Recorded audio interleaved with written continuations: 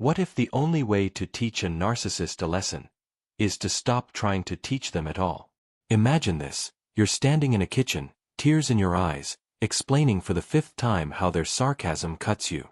And once again, they tilt their head, give you that hollow smirk, and say, "You're too sensitive." You pause, stunned, not just by the words, but by the realization that they're not listening. They never were. That moment is when it hits you. They're not confused. They're calculated. You thought your clarity would lead to change. You believed that if you just expressed it the right way, they'd finally understand. But narcissists don't learn through compassion. They learn through consequence. And that's what no one tells you. You've been wasting years trying to reach their heart, when the only language they understand is impact. Not kindness. Not logic. Not tears. Just loss. And that lesson is yours to give. In Jungian psychology, the narcissist is a person trapped in persona, a self-image so curated, so fragile, that any confrontation with truth feels like annihilation. They're not building connection, they're constructing control. And every time you try to reason with them, you become a mirror they don't want to see. That's why they lash out. That's why they mock your feelings, twist your words, dismiss your reality. They're not reacting to your truth, they're defending their illusion. So how do you teach them a lesson? How do you wake them up without destroying yourself in the process? The answer is this: you become the consequence. Not through revenge. Not through manipulation. But through presence, then absence. Through reflection, then silence. Through love, then removal. This video is not about turning the tables. It's about reclaiming your power in a game that was never fair. You will learn why narcissists don't change through insight, but through interruption. You'll understand how your withdrawal of energy is more powerful than your words. And you'll finally see that the greatest lesson a narcissist can receive is the life they no longer have access to. So if you've ever felt like your love wasn't enough, your truth wasn't loud enough, your hurt wasn't valid enough, this is for you. Because the moment you stop trying to teach the narcissist and start honoring yourself, that's the moment the lesson begins. Not for them. For you. They don't break you with fists. They break you with dismissals, with eye rolls, with the subtle way they twist your words just enough to make you question your own mind. A narcissist doesn't come into your life shouting, "I'm here to destroy you." They come in disguised as your soulmate. They mirror your values, reflect your dreams, and make you feel seen in a way no one else has. At first, it feels like magic. You feel chosen, special, understood. But that feeling doesn't last. Not because you changed, but because the performance was always temporary. Carl Jung warned us, when we project our unacknowledged parts onto others, we invite illusion. And narcissists are master projection screens. They give you just enough emotional intimacy to lure you in, but what they truly want isn't your love. It's your belief in their illusion. The more you give, the less real you become in their eyes. Because once they've secured your devotion, the game changes. Suddenly, you're too emotional, too needy, too dramatic. Suddenly, they're pulling away, withholding affection, making jokes at your expense in front of others. You bring it up, and they say, "You're overreacting." Or worse, "You're so hard to love." And because you're an empath, you listen. You try harder. You read books, you go to therapy, you make excuses for them, because you want to believe the connection was real. But here's the truth: narcissists don't respond to effort. They respond to energy imbalance. They rise when you shrink. They thrive when you're confused. They regain control every time you choose peace over boundaries, forgiveness over confrontation. And they teach you, slowly, that love must be earned, that affection is conditional, and that your needs are negotiable. This is not love. This is a psychological trap. But it's one that looks like love, especially to someone who is conditioned to normalize emotional abandonment. You stay not because you're blind, but because your nervous system has been trained to chase closure from those who cause the wound. And that's the cycle the narcissist exploits. They don't fear confrontation. They fear your clarity. Because once you see the pattern, you start to change the equation. You stop over-explaining. You stop absorbing their moods. You stop accepting the bare minimum and calling it complexity. And that's when the narcissist starts to panic. Not because they miss you, but because they miss the control. That panic is subtle. It doesn't look like fear. It looks like charm again. Sweetness. Sudden apologies. A return to the honeymoon phase, but this time with just enough humility to make you doubt your progress. They might say, "I've been thinking a lot. I realize I hurt you." And because you crave resolution, you listen. You hope. You ease your guard. But what's really happening isn't growth, it's recalibration. The narcissist doesn't want a better relationship. They want their comfort back. They want you pliable, predictable, devoted again. And the fastest way to do that is to offer a performance of insight. A surface-level confession. A partial truth laced with emotional bait. Jung said, people will do anything, no matter how absurd, to avoid facing their own soul. For the narcissist, this is doctrine. They will cry, plead, confess, but never change. Because change requires the death of the false self, and they believe that without the mask, they are nothing. So they double down. They adapt. They shapeshift. And they call it vulnerability. But watch closely. The focus never stays on your pain. It always circles back to theirs. So here's the trap. You think you're healing together. You think the connection is deepening. But what's really happening is re-entry into the cycle. Idealization, devaluation, discard. Only now it's worse. Because now, you knew better. Now, you saw the signs. And you returned anyway. That's why it hurts more the second time. Not just because they break you again, but because you broke your own clarity to let them in. That is the lesson most people don't talk about. That is where true transformation begins. Teaching a narcissist a valuable lesson is not about waking them up. It's about waking yourself up, so thoroughly, so undeniably, that you no longer need them to understand in order for you to leave. The narcissist learns nothing when you speak.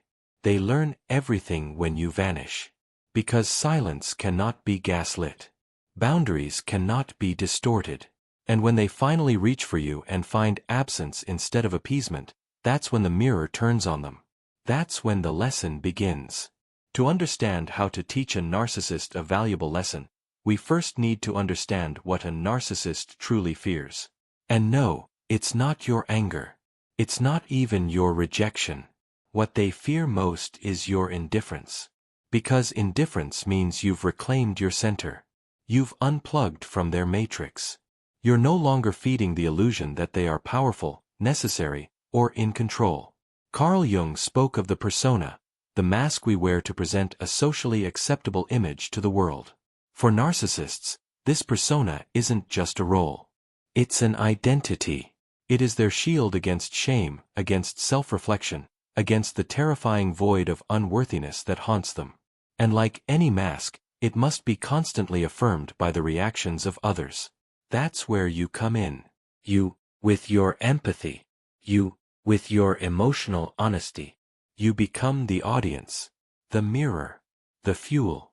Every compliment you give, every time you soften to avoid a fight, every time you doubt your instincts in their presence, you're feeding the persona. And when you stop, the structure begins to collapse. Narcissists are not afraid of being wrong. They're afraid of being irrelevant. When you begin to withhold your emotional energy, not in revenge, but in sovereignty, they feel it as abandonment. But here's the paradox. The same person who emotionally neglected you now accuses you of betrayal. Why? Because you were never meant to be a partner. You were meant to be a supplier.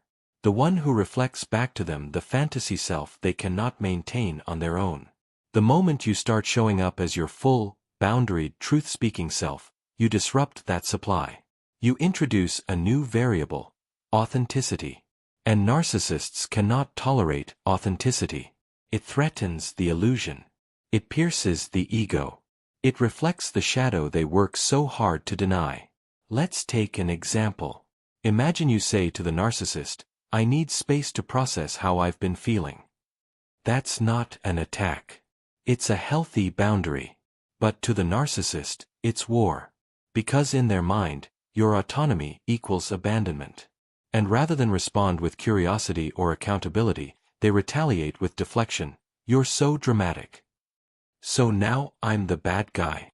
Wow, I guess nothing I do is ever good enough for you." Notice the pattern. Your emotional truth becomes ammunition against you.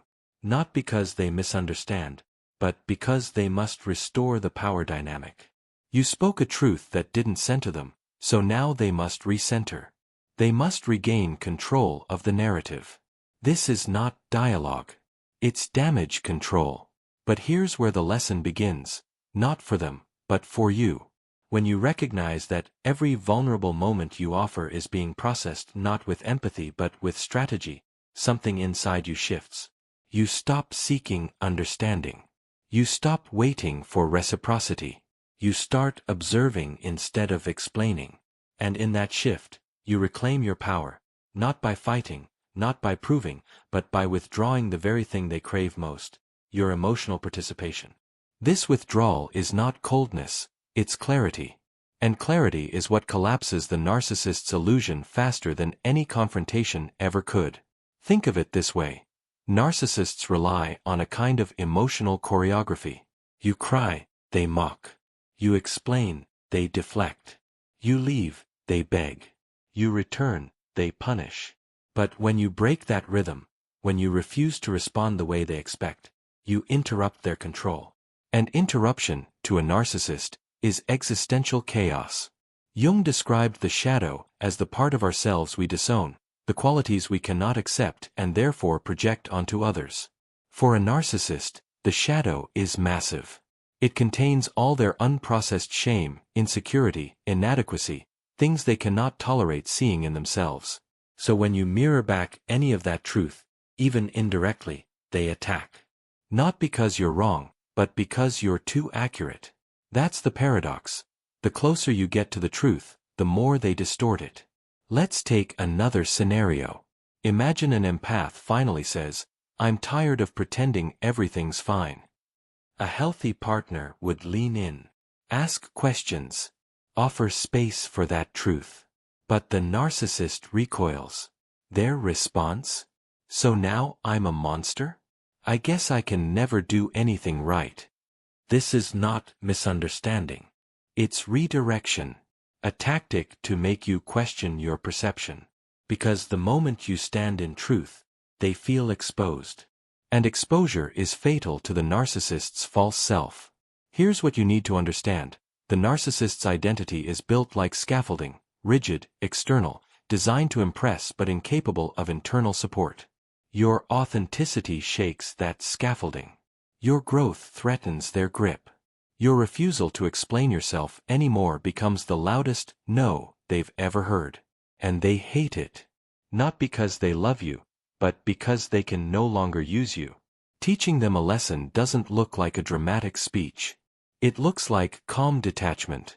It looks like showing up with silence where they expected begging. It looks like ending a conversation not to punish, but to preserve your peace. And in that silence, they feel the echo of their own emptiness. That's the real mirror. One of the greatest mistakes empaths make is assuming narcissists just need more compassion, more chances, more love. But love, to someone who has built their identity on manipulation, is not healing, it's ammunition. They weaponize your goodness. They frame your boundaries as cruelty. They turn your absence into abandonment and your voice into attack. Not because they misunderstand your intention, but because they cannot accept a version of reality where they are not at the center. This is where the deeper lesson begins. The one you teach not with rage, but with refusal. Not with arguments, but with exit.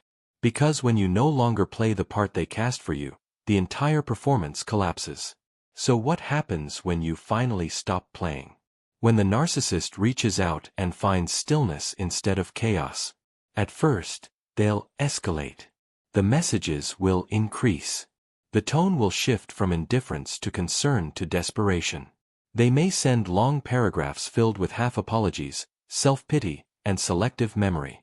They'll say things like, "I've changed, I finally understand now," or, "Can we just talk one last time?" But pay attention. The apology is never about you. It's about reinstating their access. What they miss is not your heart, it's the function you served. You were the mirror. You were the supply. You were the proof that their fantasy version of self could still be sustained. When you walk away, you dismantle that fantasy. And that, for a narcissist, is a crisis. Jung would call this moment a confrontation with the shadow. But unlike the empath, who is willing to look inward, to evolve, the narcissist resists. They run from that confrontation. They distract, seduce, recruit new mirrors. Because to truly face themselves would mean grieving a self-image they've spent a lifetime inflating. And they're not ready for that grief. They may never be. So how do you teach them a valuable lesson that doesn't destroy you in the process? You don't become cruel. You become clear. You don't humiliate them. You outgrow them. The most powerful lesson a narcissist will ever face is this: losing access to someone who saw them fully and still chose peace over potential. That choice shakes them. Not immediately. Not dramatically. But quietly, like erosion. Slowly, over time, they feel the weight of what they can't control. And that is when their illusion begins to crack. You may never witness that crack. You may never get the apology, the reckoning, the moment of remorse. But understand this: the lesson landed the moment you stopped explaining your worth. The moment you stopped dancing for breadcrumbs of validation. The moment you chose silence, not to punish, but to heal. This is what the narcissist cannot replicate. They can mimic charm, mimic change, mimic empathy. But they cannot mimic your peace. They cannot manufacture the inner stillness that comes from self-awareness. And when they sense that stillness in you, it terrifies them. Because it means you no longer fear their silence. You no longer chase their affection. You no longer play. And that's the ultimate paradox. The most valuable lesson you can teach a narcissist is not about them. It's about you. About the fact that you learned. That you evolved. That you woke up and walked away without asking for permission. In doing so, you hold up the one mirror they cannot shatter. The one that shows them what they lost and who you've become. Her name was Elise. A school counselor by day, the emotional caretaker of everyone around her by default. She had always believed that love meant understanding. Deep, patient understanding. That's why, when she met Damien, she mistook resonance for safety. He wasn't loud or arrogant. He was thoughtful, reserved, articulate. He listened to her stories with rapt attention. He remembered small details, quoted her favorite poems back to her, and mirrored the dreams she barely spoke aloud. For the first time, Elise felt like she could exhale. Like someone saw the version of her that no one else took the time to notice. And that's exactly what made the fall so hard. The shift was almost imperceptible. It started with Damien becoming distant whenever she expressed her needs. He'd say things like, "You're making a big deal out of nothing," or, "You're always so emotional when I'm just trying to talk." She chalked it up to communication differences. After all, no relationship is perfect. But the inconsistencies piled up. He praised her in public, but belittled her in private. He would withdraw affection for days, then return with grand gestures that made her question whether the distance had even happened.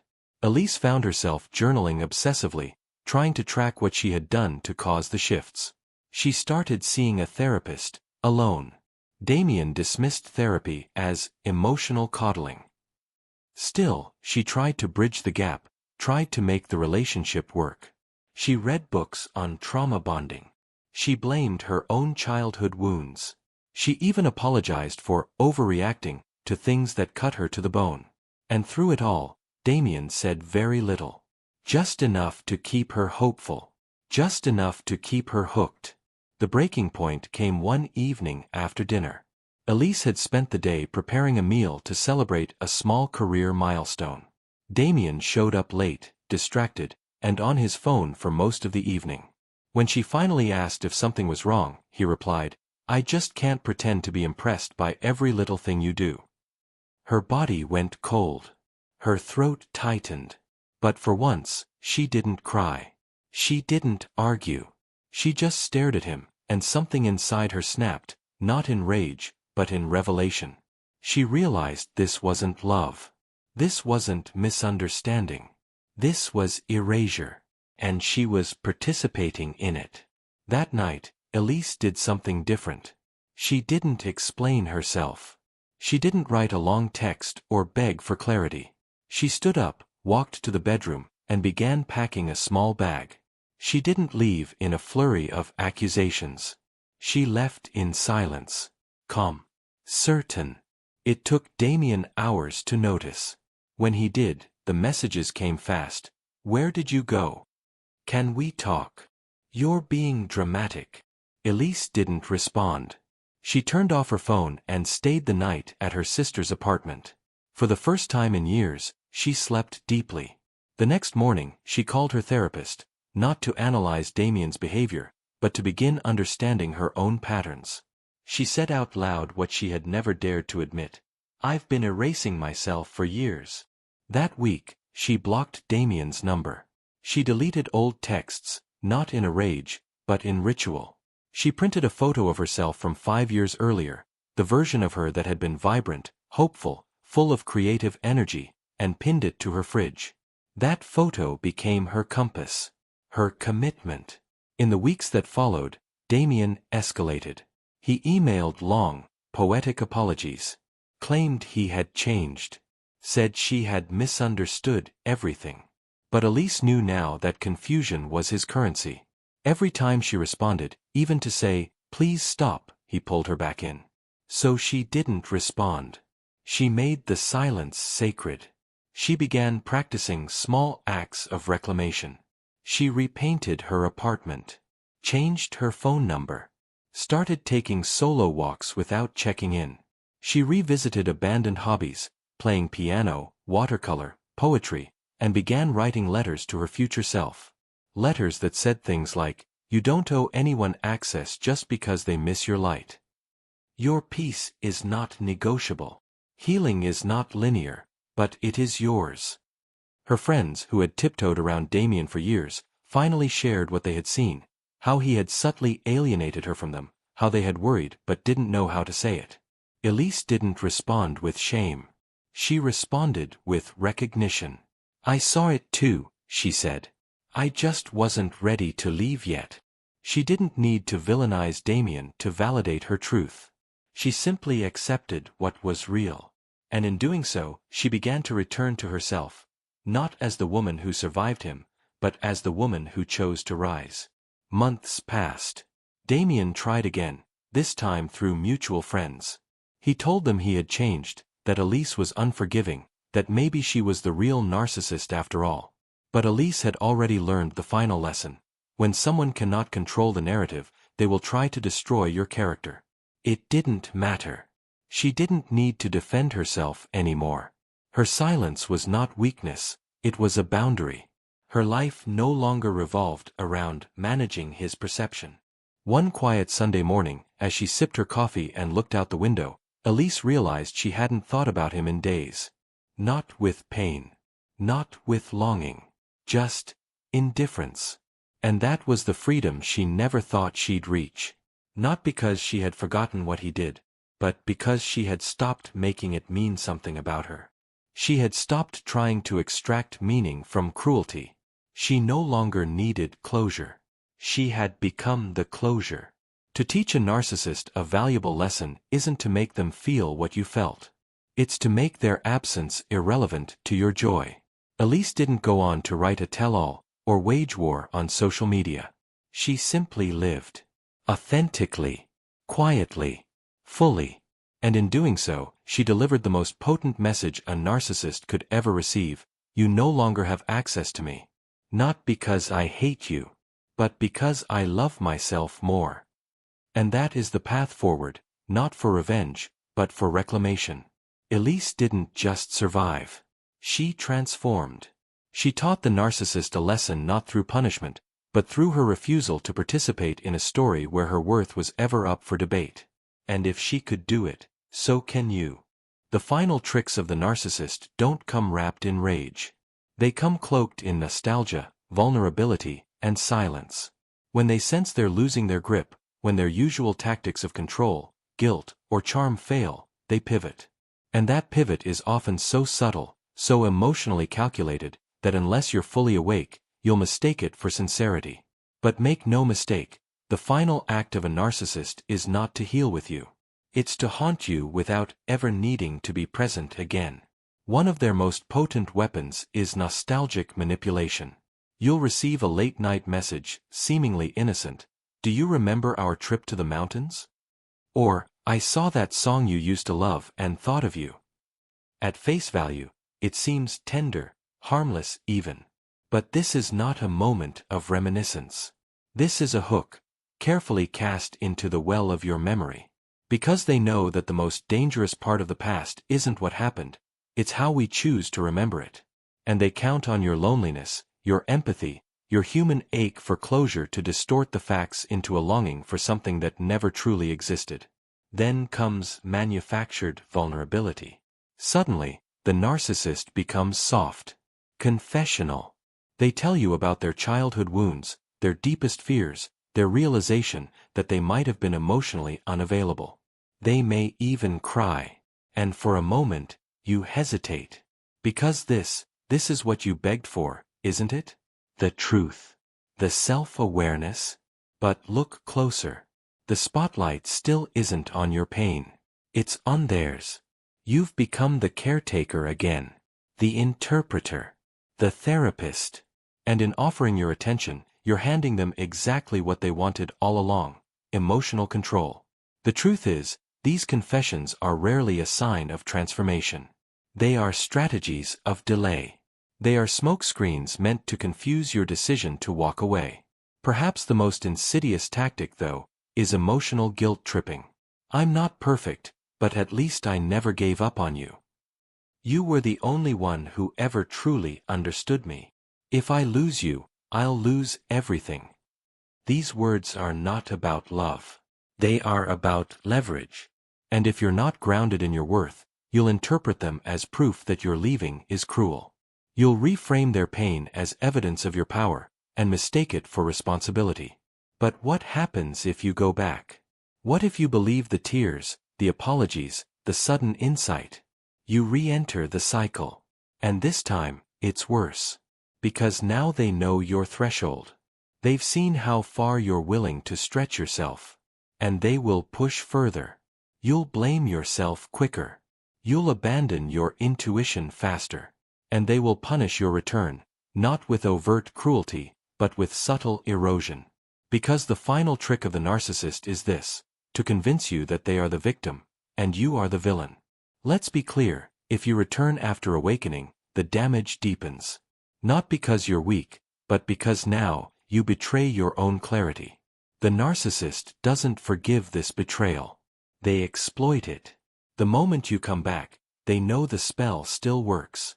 And that confirmation is fuel. They might not lash out immediately. In fact, they might play along, temporarily sweet, unusually supportive. But it's all performance. Because underneath that brief peace lies quiet resentment. You proved their control still exists. And now, the game becomes more dangerous. The punishments more covert. The dismissals sharper. The warmth colder. It's not just a repetition of the old pattern, it's a punishment for having tried to leave. This is the narcissist's endgame: to make you doubt the truth you once stood in. To trap you in a new cycle of guilt and self-repair. You'll begin to say things like, "Maybe I expected too much," or "Maybe I misread the situation." You'll try to recreate the illusion of closeness, not because it's real, but because the alternative feels like failure. But here's the cruel twist: they never changed. Only the script did. That's why this moment is critical. Because this is the stage where most people get pulled back. Not by violence. Not even by love, but by illusion, wrapped in remorse, shaped like redemption. And the narcissist knows, if they can get you to doubt yourself just once, they can rebuild the whole mask. This is why teaching them a valuable lesson is not about confrontation. It's about conclusion. Real, final, unshakable conclusion. You don't teach them with ultimatums. You teach them with silence, with non-reaction, with disappearing so thoroughly from their energetic field that they can no longer access your light. That absence becomes the lesson. And the weight of it, the one thing they cannot twist into narrative, is what lingers. But more importantly, this lesson is for you. Because the greatest manipulation of the narcissist isn't what they do while you're with them. It's what they leave behind when they're gone, the residue of self-doubt. So when you resist the urge to re-engage, when you choose peace over closure, you're not just denying them control, you're reclaiming yourself. Let them send their nostalgia. Let them perform their pain. Let them craft the illusion of growth. You'll know it's not real by this one truth: if they had truly changed, they wouldn't need to pull you back to prove it. They'd let you go, and heal themselves. And when they realize you are no longer a reflection they can use, the game ends. There comes a moment after the storm where everything is quiet, not because the chaos is gone, but because you are. You've stepped outside of it. You've stopped chasing explanations from someone who never had answers, only tactics. And in that stillness, something sacred begins to grow. The realization that you were never asking for too much. You were asking the wrong person. Carl Jung once wrote, "Your vision will become clear only when you look into your heart. Who looks outside, dreams. Who looks inside, awakes." You've done that now. You've looked inward. You've peeled back the layers of illusion and confusion, and you've touched something raw, something real. The truth isn't that you weren't enough. The truth is, they were never ready for someone as whole as you're becoming. Teaching a narcissist a valuable lesson doesn't require revenge. It requires evolution. And evolution is messy. It means grieving not just the person, but the future you imagined with them. It means mourning the version of yourself that tried so hard to earn what should have been freely given. But in that grief lies a deeper gift: discernment. You begin to feel the difference between attention and affection, between intensity and intimacy, between someone needing you and someone truly seeing you. Let's not romanticize this journey. There will be days when you miss them. Not because you want them back, but because trauma bonds don't snap, they unravel. On those days, you'll be tempted to reach out, to check in, to see if they're thinking of you too. Don't. Because what you're really craving isn't them, it's the version of yourself you used to be before they fractured your trust in your own perception. So what's the real lesson here? It's not about teaching them. It's about becoming someone who can no longer be manipulated in the same way. Someone who recognizes the red flags not as challenges to be overcome, but as signs to turn away. Someone who doesn't confuse self-sacrifice with love. Someone who no longer entertains charm in the absence of character. And here's the truth that might sting at first but later set you free. Some people are never meant to understand the damage they caused, because their survival depends on denying it. But your survival, your healing, depends on no longer needing them to. This is your chapter now. One not defined by pain, but by presence. Not by what they took, but by what you reclaimed. You walk differently now, not because you're guarded, but because you're grounded. You ask different questions. You observe longer. You speak less, but with more weight. The air around you is quieter, but heavier with truth. That is what healing feels like. Not joy at first, but solidity. You become unshakable, not because you've closed your heart, but because you finally know what it's worth. To anyone still entangled in the narcissist's web, here is your warning. If you return to someone who shattered you and disguised it as passion, you won't find closure, you'll find repetition. The promises will be louder, the gestures grander, but the cycle will be faster, crueler. And this time, you won't just question them, you'll question yourself. That is the cost of turning back. And the deeper the betrayal, the harder it becomes to trust your own clarity again. Don't let them take that from you. Instead, let your silence speak. Let your distance teach. Let your transformation be the answer to every manipulation they ever tried. Because if you must teach a narcissist anything, let it be this: that they were a chapter, not the whole story. That they were a detour, not your destination. That you now know better, and you do better. And if you ever doubt how far you've come, look at how little chaos you allow now. Look at how quickly you spot the mask. Look at how swiftly you protect your peace. That is your power. That is the real victory, not their pain, but your peace. So ask yourself, not just now, but always, who do I become when I stop trying to prove I'm worthy of love?